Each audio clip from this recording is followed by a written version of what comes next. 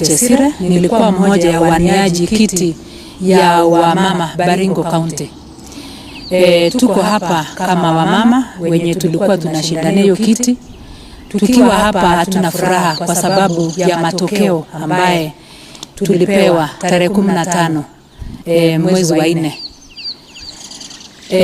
Haya matokeo yalianza kuonekana ikichukua mtazamo fulani wakati tulikuwa na wageni Baringo Central Kabarnet Stadium wakiongozwa na Deputy President wetu wa Baringo ya Kenya.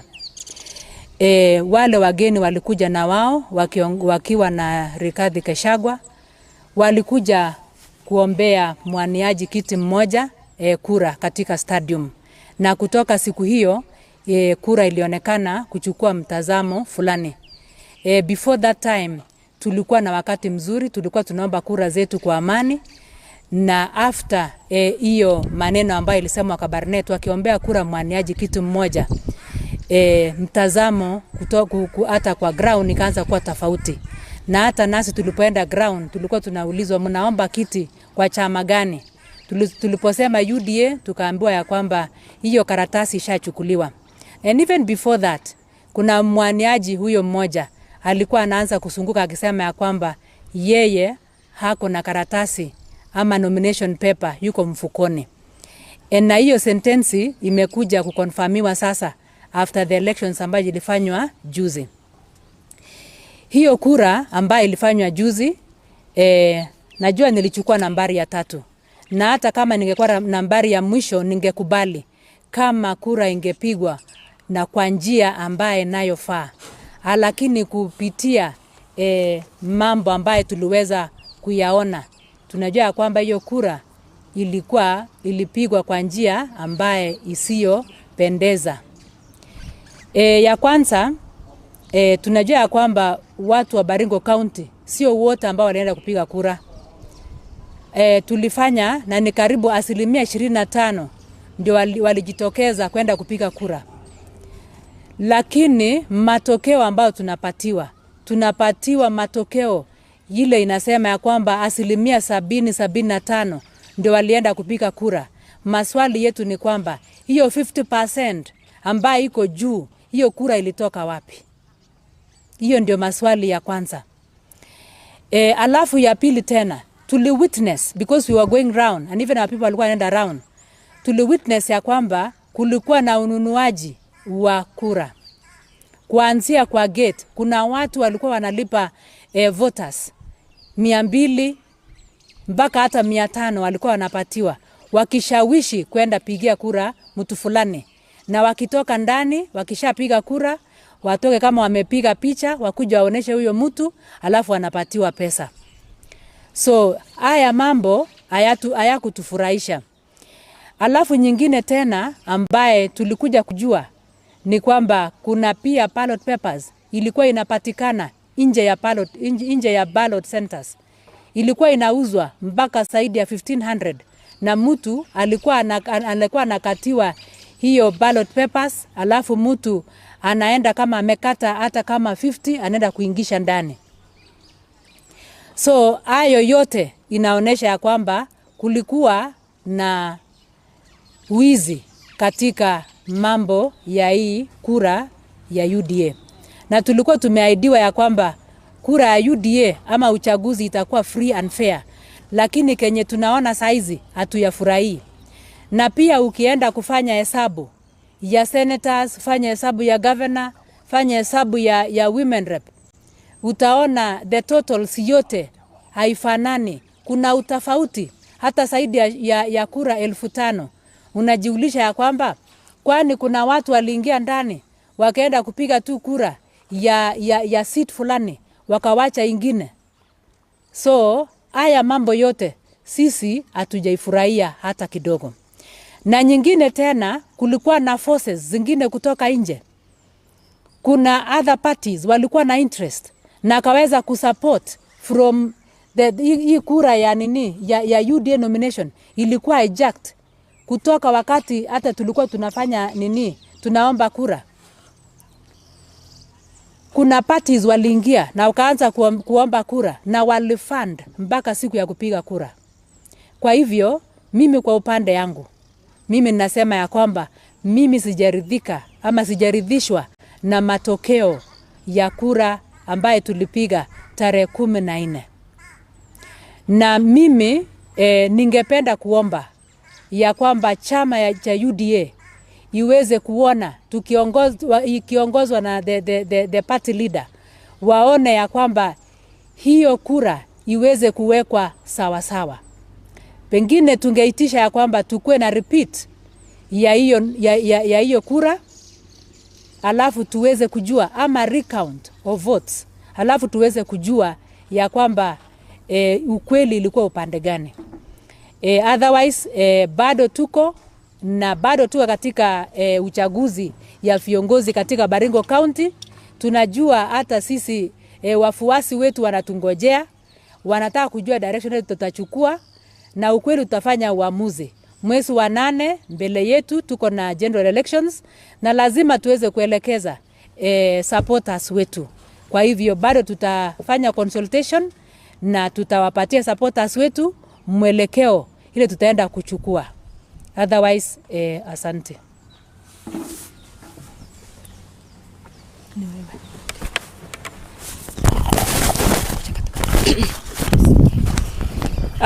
Okay, jina langu ni Rhoda Bungei.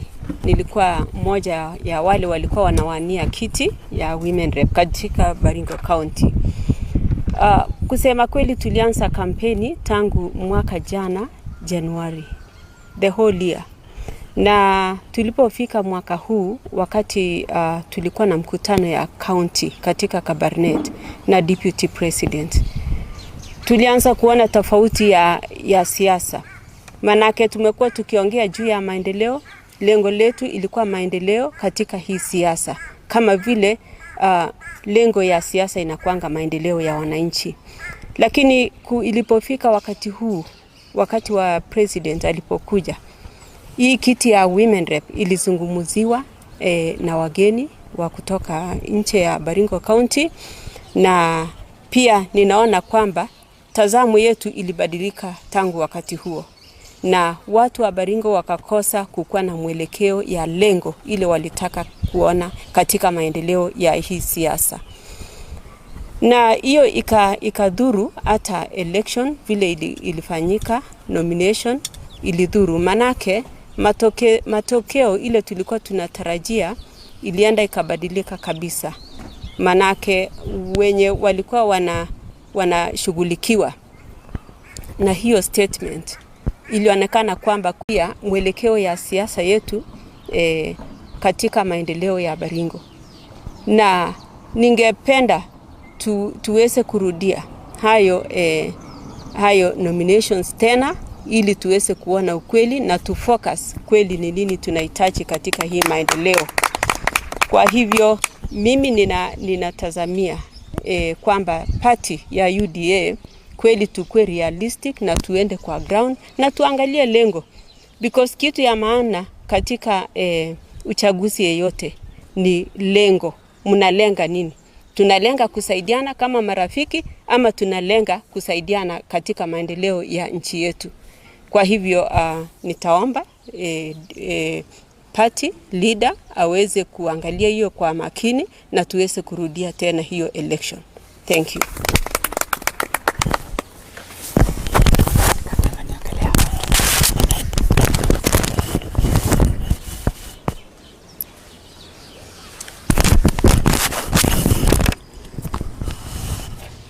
Mimi naitwa Susan Chesina.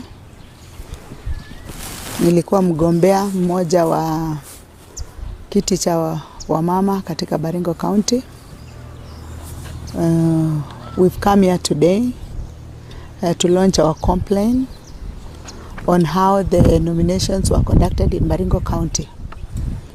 I think for me, we were not satisfied with the results. The nominations were full of anomalies.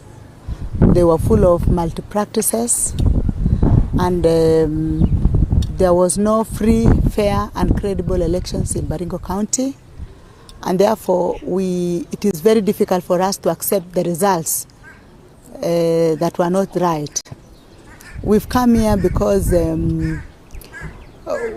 we are true members of UDA.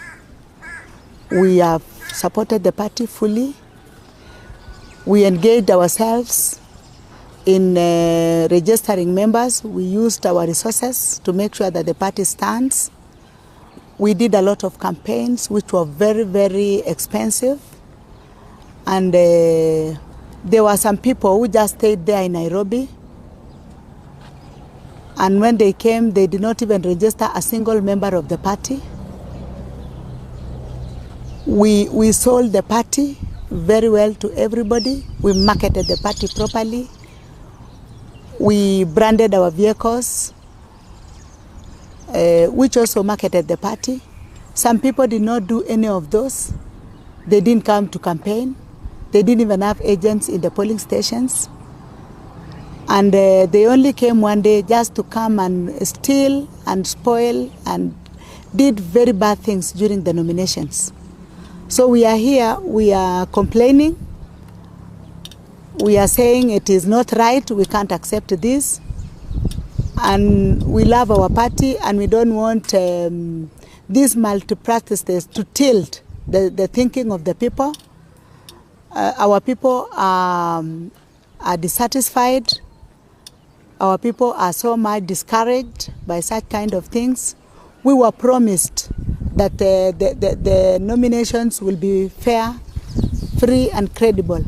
But what we are seeing now is something different from what we were promised. We have never had another nomination like this before in this Baringo County. This is the worst one ever to be seen. Because we know very well that the people who turned out for nomination were between 20 and 30%. But if you look at the results, they are reading 70+%. So where did these people come from? And yet in the polling stations, there were only few people. Everybody report the turnout of the voters was very low. So there is no way somebody will get votes without the people voting. We didn't see the people. We saw very few people coming to vote. And for us, in our polling stations, where our people reported that the ballot papers were sold to one of the candidates of Women Rep, who later on gave to our supporters. So each of the supporters had over 5, 6, 7 to 10 in this polling voter paper, and they were allowed to vote like 5 times. The voters were bought. The agents, our agents were intimidated in the polling stations by the goons that were sent by one of our contestants. Now, for us, we are not satisfied. We are calling upon the election board to organize for another election for the women reposition in Baringo. They are very much aware that they tilted the ground when they came to Baringo, and it never came back to normal up to today when the votes were casted. People still believe that there was a candidate who was a favorite of some people in Nairobi or people close to the deputy president. Another thing that I want to say is that for us, we love the party. We have worked for the party. Personally, I have been marketing the party. Personally, I have supported William Samoei Ruto from 2013 to date, and I expected that this time round we will be given something that will satisfy all of us. It doesn't matter. You must not win in an election, but if you win, if you lose genuinely, it is okay. But for this one, we can't say, because what will happen now? What will happen to the people of Baringo? Since they did not vote that particular candidate, they may turn out and vote another person who doesn't even belong to the party, and we will lose as a party because we want all the seats to go to the party. And if you annoy people, you discourage people, then they can jump guard and they can decide to elect another person who doesn't belong to the party. And that is what we want to avoid, because we want to make our party strong. We want people to believe in our party. So that is our complaint. And I think personally, I called the returning officer during the election. I told him there were things that were going on that were not right. and he told me to write a letter. And I was wondering, at that particular time when the exchange of money, when the exchange of ballot papers, when people were chased away from, when the agents were chased away from the room, how would I have written a letter at that particular time? But I called him. He is aware.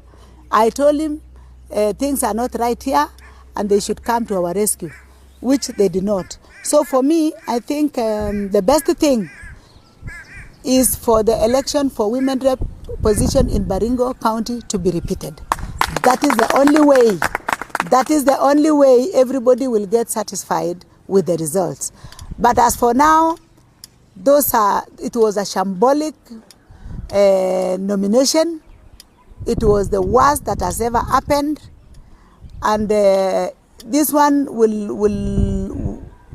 the people who did this will even spoil for the party, because people will start putting questions, which is not right. So I am asking the party to consider another nomination for the women position in Baringo County. That's the only way we will be satisfied. Maybe should the party doesn't repeat the nomination exercise, are your options open? For any reason, if the party will feel that whatever was done is right and they don't want to do a repeat of the same, then we will have to talk to our supporters so that we agree on the path to take. Because we also respect our voters. We have many supporters. They casted their votes. It was not counted. They interchanged the votes. If you have gotten, like for example, 140, and the other person has 2, they will add either 2 zeros or 4 to increase their numbers. They interchange the results. When you have many votes, they give it to the other person and they give you the less votes. So our supporters also have a say on what to do next. Yes. Which is the ultimatum, because we know by 22 is the date. We are just giving them maybe 2 days to give us the way forward. If they are in acceptance or not. Then we will have our meeting with our supporters and then we'll give our direction. Sure. Yes. Sure.